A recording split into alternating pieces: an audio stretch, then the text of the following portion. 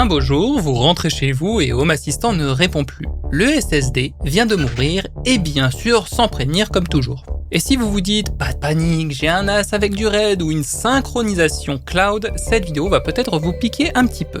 Parce que ce que vous appelez une sauvegarde n'en est probablement pas une. Aujourd'hui, on va rendre votre installation quasiment indestructible avec la fameuse règle du 3-2-1. Et ça tombe bien, cette vidéo est en collaboration avec Internext. Restez, ça va vraiment vous intéresser pour cette vidéo et même pour beaucoup de vos projets. Internext, c'est un cloud européen open source et chiffré de bout en bout. Et surtout, c'est du zero knowledge. Même les équipes d'Internext ne peuvent pas lire vos fichiers. En fait, chaque fichier est découpé en plusieurs petits morceaux, chiffrés puis répartis sur plusieurs serveurs. Même en s'introduisant sur un serveur, on n'aurait accès à aucun fichier. La version Ultimate est livrée de base avec 5 téraoctets, de quoi y mettre toutes vos photos, vos vidéos et vos documents sans jamais recevoir ce fameux message « stockage insuffisant ». Et si vous supprimez ou écrasez un fichier par erreur, le versionning vous le récupère en 2 clics. Et ce plan Ultimate, c'est aussi lui qui débloque le WebDAV. Et ça tombe très bien, c'est exactement ce qu'on va utiliser pour brancher Home Assistant et lancer nos sauvegardes juste après. L'abonnement Ultimate inclut aussi un VPN, un antivirus et même bientôt un espace mail et photos. Pour le coup, j'ai assez hâte de tester l'espace mail. Et le meilleur, c'est l'offre à vie, notamment sur ce plan Ultimate. Vous payez une seule fois et c'est à vous pour toujours, plus jamais d'abonnement.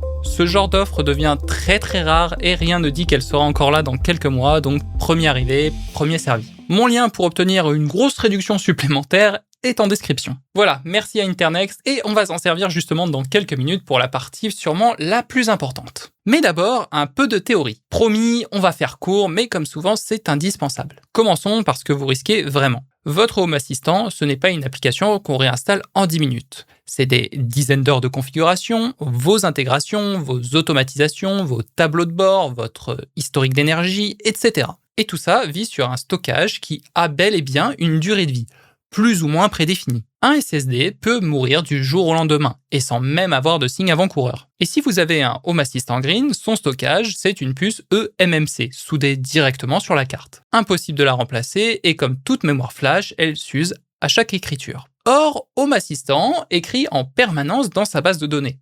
Le jour où cette puce lâche, votre sauvegarde est votre seule porte de sortie vers une nouvelle machine. Sans elle, vous repartez littéralement de zéro. Maintenant, parlons des fausses sécurités. Un RAID, ce n'est pas une sauvegarde. Une synchronisation cloud, non plus.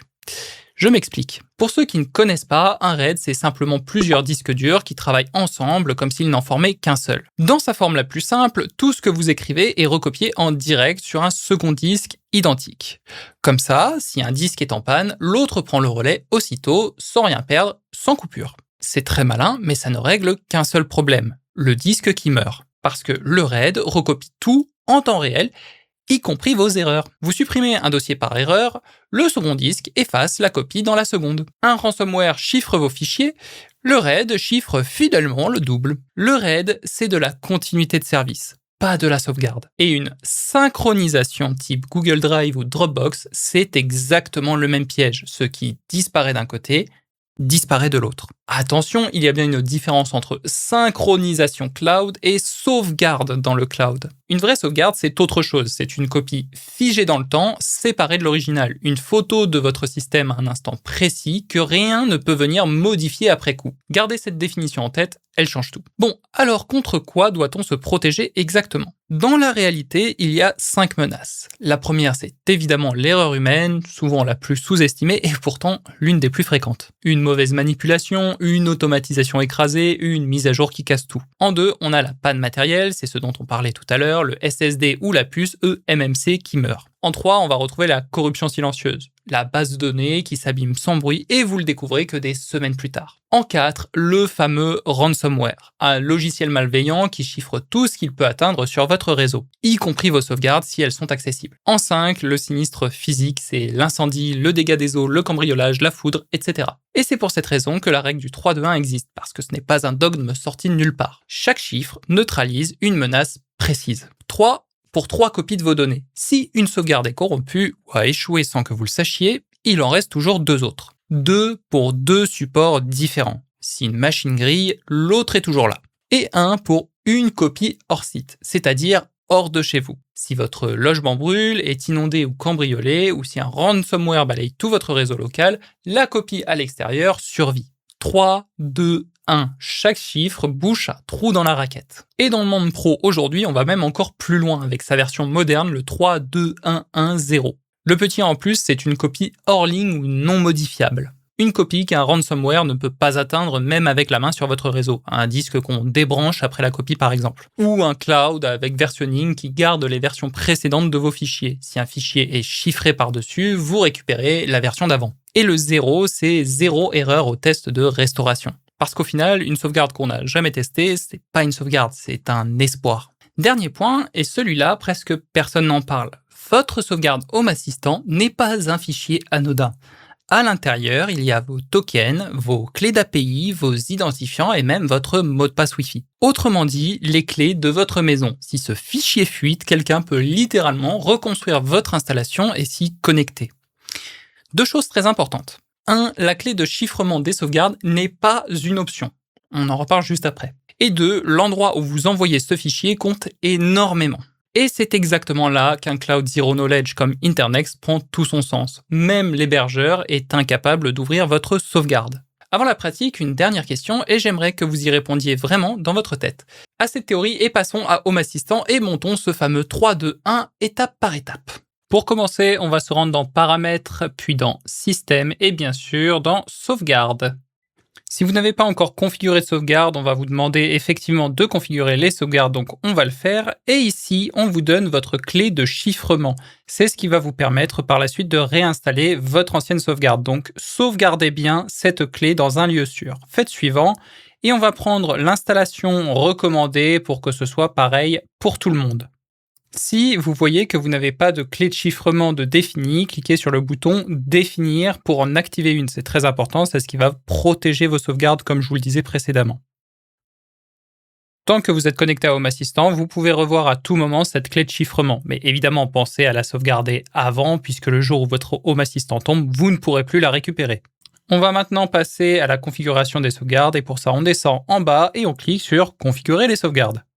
Concernant la première option de planification, donc quand est-ce qu'elles vont se déclencher, je vous recommande fortement de mettre tous les jours. Et concernant l'heure, soit vous pouvez laisser optimal pour le système ou bien définir une heure personnalisée.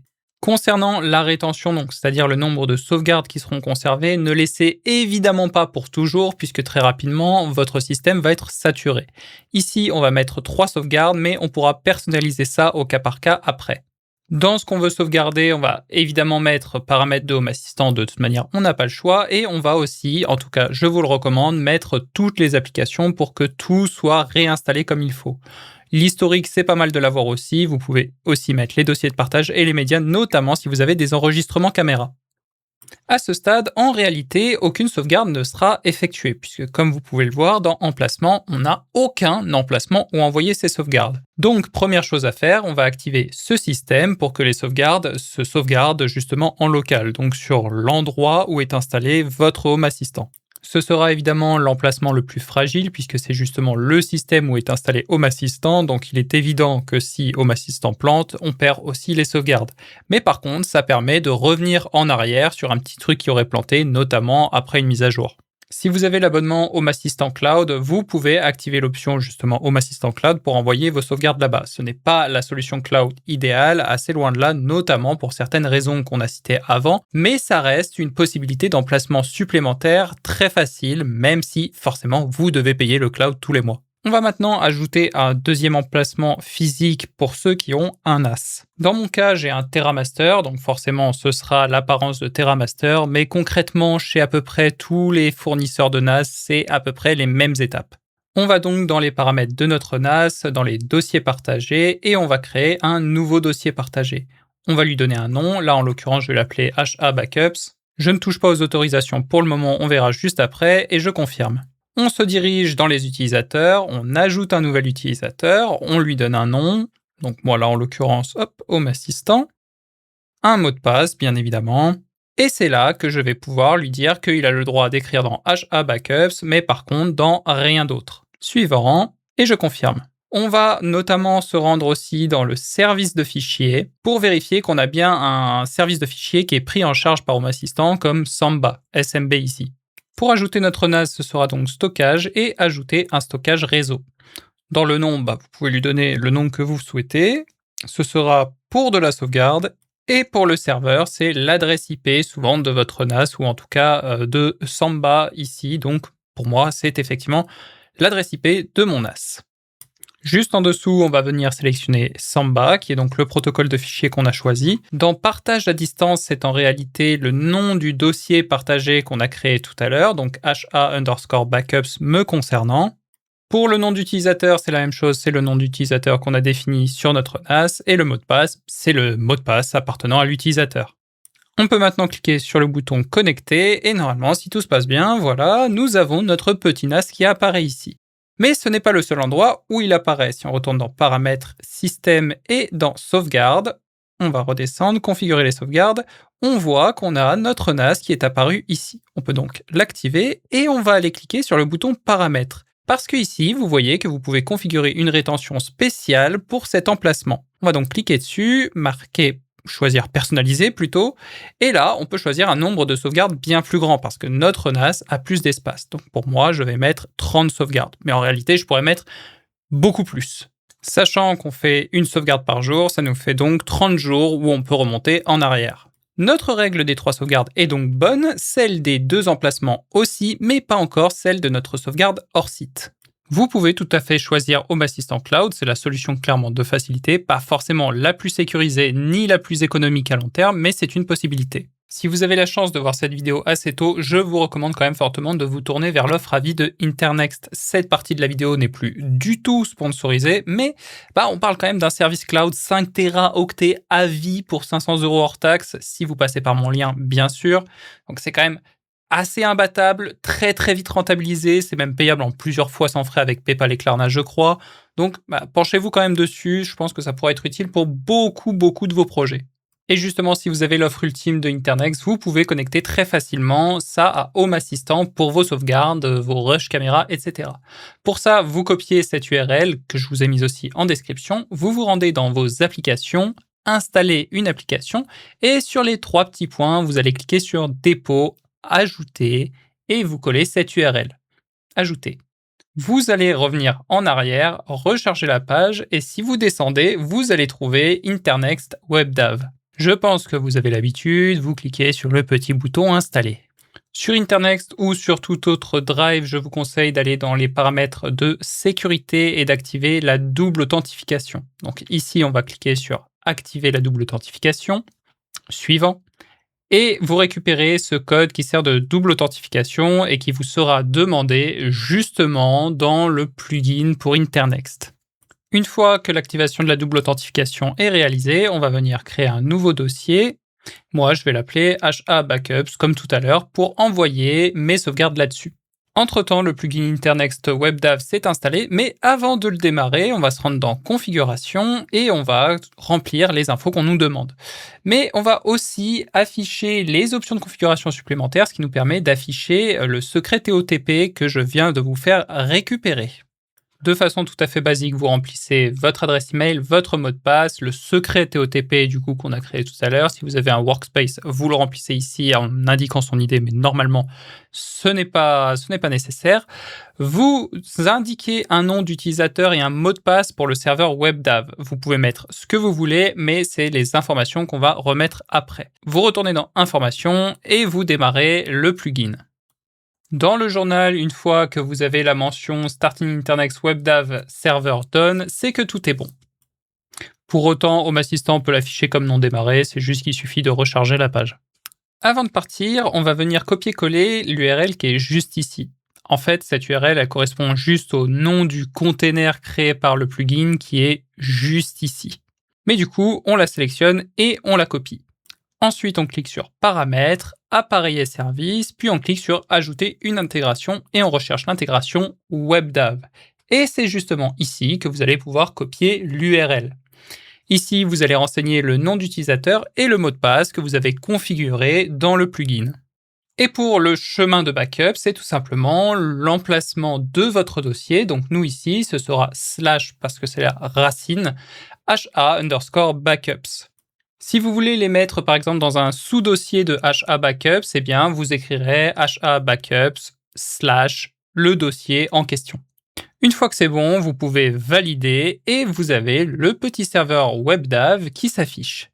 Mais surtout, il s'affiche ailleurs, dans Paramètres, Système, Sauvegarde, Configurer les sauvegardes, on descend et on a à nouveau le petit WebDAV qui s'ajoute ici. Exactement pareil que pour le NAS. Donc on l'active, on va dans les paramètres et au lieu de conserver les 3 jours de sauvegarde, on met 30 sauvegardes, exactement pareil que pour le NAS. Et désormais, on a bien nos 3 sauvegardes, 2 emplacements différents, plus une sauvegarde hors site avec Internext en l'occurrence.